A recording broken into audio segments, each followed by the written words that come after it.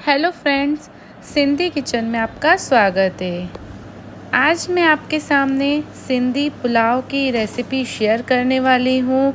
सिंधी पुलाव खाने में बहुत स्वादिष्ट होता है और इसको बनाना भी काफ़ी आसान है। चलिए आज मैं आपको सिंधी पुलाव की रेसिपी बताती हूँ।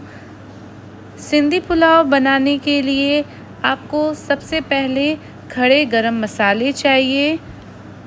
इसके लिए हमको जीरा, बड़ी इलायची, दालचीनी, काली मिर्च और तेज़पत्ता हमने ले लिया है और प्याज काट लिया है।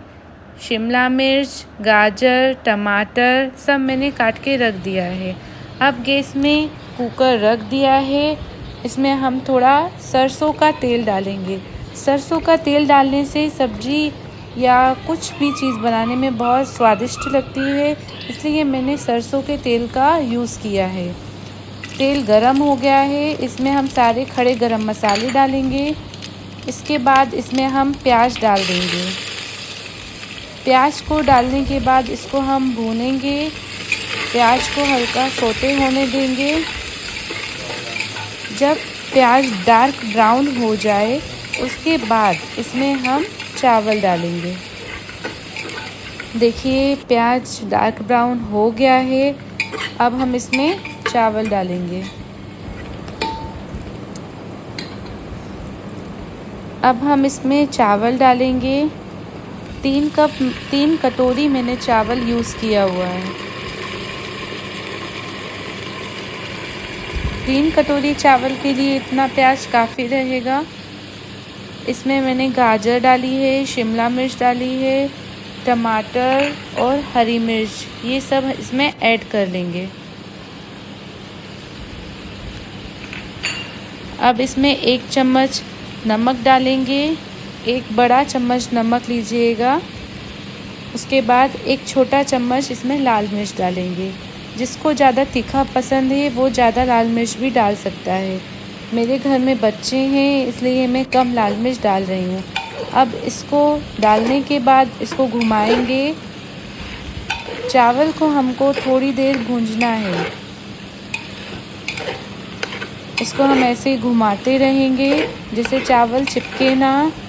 कम से कम इसको 5 से 10 मिनट तक ऐसे ही घुमाते रहना है। 2 मिनट आप रुक के भी घुमा सकते हैं। इसी तरीके से घुमाते रहिएगा। देखिए चावल का कलर कितना प्यारा आया है।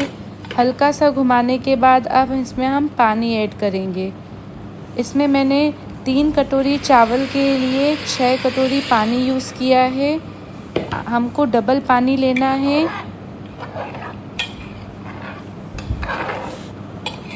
6 कटोरी पानी डाल दिया है मैंने।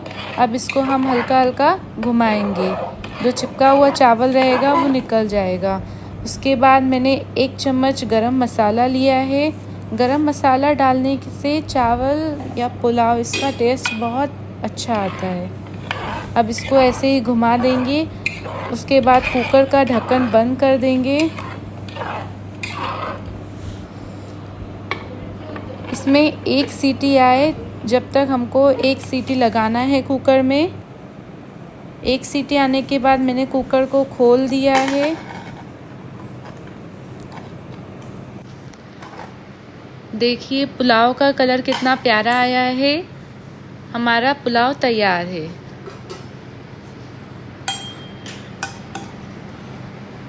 अब मैं इसको एक हॉट केस में निकाल लूँगी अच्छे से घुमाने के बाद।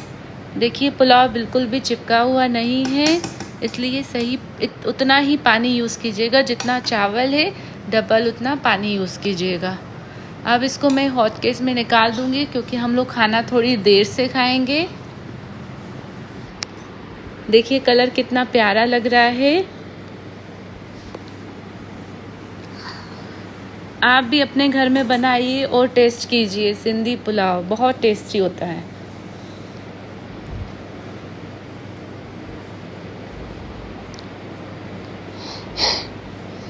बहुत ही टेस्टी रेसिपी बनी है। आप भी अपने घर में ट्राई कीजिएगा और Thank हाँ, you. मेरे चैनल को सब्सक्राइब करना नहीं भूलिएगा। Please like subscribe my YouTube channel.